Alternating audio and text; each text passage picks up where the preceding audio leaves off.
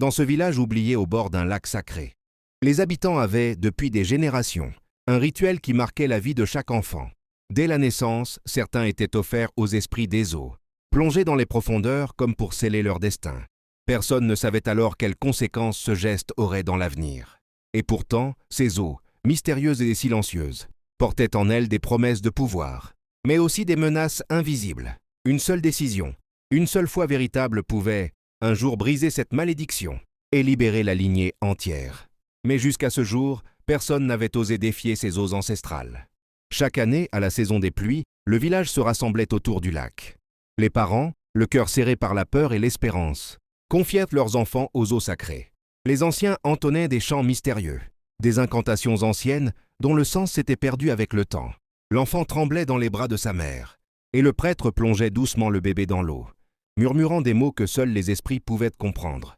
La surface de l'eau semblait vivante, comme si elle reflétait des visages invisibles, et chaque plongeon laissait derrière lui un souffle glacé qui marquait le destin de la famille pour les années à venir.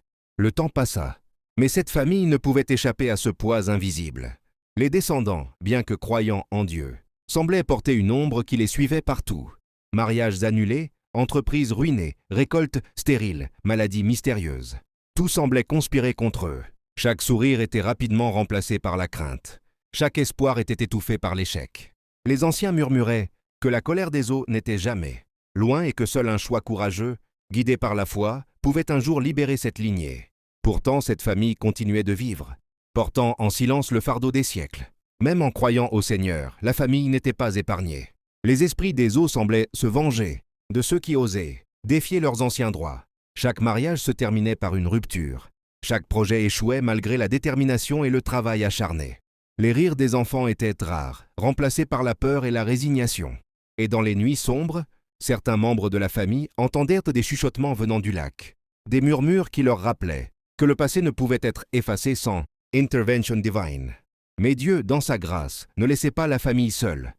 Il choisit Helena, une jeune femme au cœur pur, pour devenir l'instrument de sa délivrance. Dans ses rêves et ses prières, elle entendait une voix claire et puissante. « Helena, je t'ai choisi pour libérer ta lignée. Ne crains rien. Ta foi brisera ce qui a été scellé par les eaux depuis des générations. » Helena tremblait à l'idée de cette mission, mais une force invisible l'encourageait. Elle sut alors qu'elle devait affronter les eaux, braver les esprits et prier avec une détermination totale, car le destin de sa famille dépendait de son courage et de sa foi. Au bord du lac, Helena se tenait seule, le cœur battant, les yeux levés vers le ciel. Elle priait avec force et conviction, sa voix résonnant dans le silence du village. Les eaux se mirent à bouillonner, comme si elles refusaient de laisser partir leur emprise. Des formes sombres semblaient se dessiner à leur surface. Des murmures menaçants emplissaient l'air. Mais Helena, tenant sa croix fermement, sut que sa foi était plus puissante. Elle récita les prières avec courage et détermination, affrontant les esprits, refusant de céder à la peur, convaincue que Dieu la guidait pas à pas vers la délivrance. « Au nom de Jésus-Christ, je déclare la fin de cette malédiction », cria Helena avec puissance. Soudain, l'eau s'apaisa, le vent se calma et une lumière éclatante traversa le lac, illuminant le visage de la famille qui s'était rassemblée au bord de l'eau. Pour la première fois depuis des générations, ils respirèrent profondément, sentant le poids de la malédiction se dissiper. Les esprits des eaux n'étaient plus, chassés par la foi et le courage, d'une seule personne choisie par Dieu.